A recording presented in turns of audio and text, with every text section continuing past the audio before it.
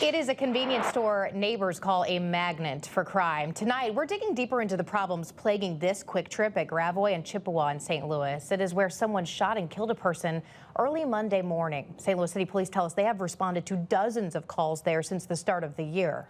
A company spokesperson sent us a written response yesterday saying they employ security guards on a store-by-store basis. They pointed out that crime has cost their stores in the region millions and that they've renovated stores, improved security systems, and added better lighting. The spokesperson also wrote, "Make no mistake, the violence and crime gripping the city of St. Louis is not solely a quick trip problem.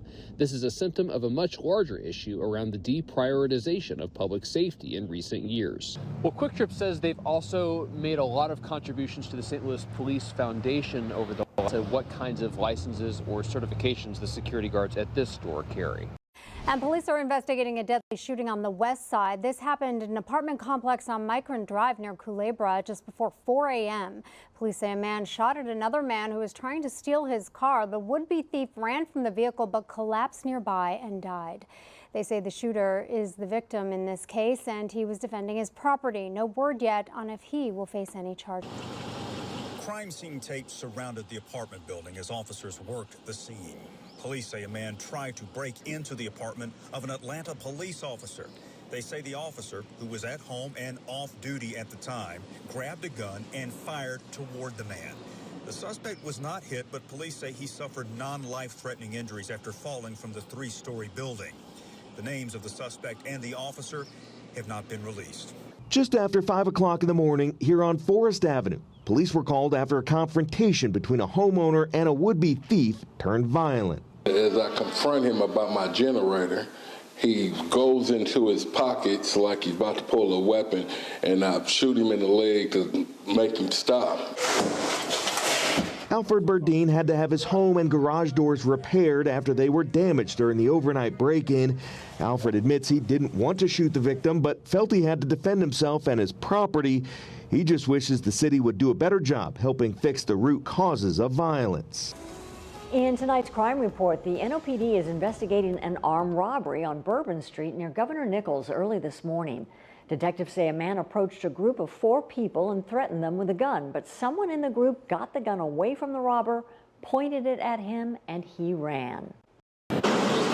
Charges have been filed against a man who was shot in an apartment building in the 100 block of South 5th Street in Reading just before 6 o'clock Thursday. Officers responded down there. They had learned that an individual had tried to get into one apartment and had gotten into another apartment, was confronted by residents of the building, got into a scuffle with them, and then during that scuffle, a shot was fired by one of the homeowners. Police identified the intruder as 37-year-old Timothy Harris, who police later found hiding not far from the scene. He had been shot in the leg.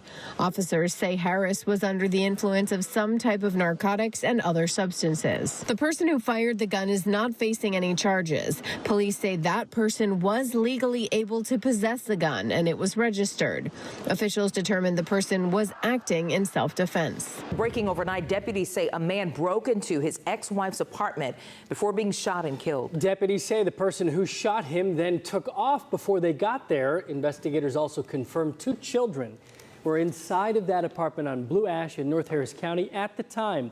Deputies were called out here to the Villa Springs apartments around 8:30 last night. And according to the sheriff, this started when a man came to the apartment to visit his ex-wife. The victim was here visiting with a female companion. They got into an argument. He left. Once he left, the female companion called some friends, and probably 8 to 10 people showed up. The victim showed back up. He was not let into the apartment.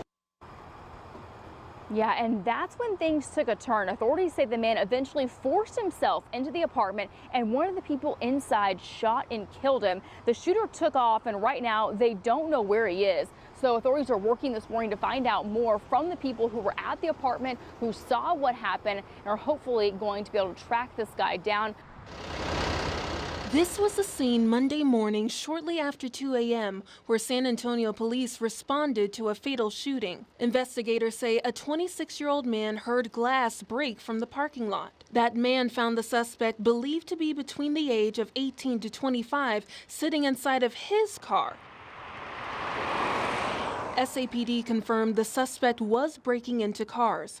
The car owner fired one round at the suspect, hitting him in the side of his chest. The car owner called 911 to report that he shot the suspect. SAPD confirmed that the 26-year-old car owner was trying to protect his property.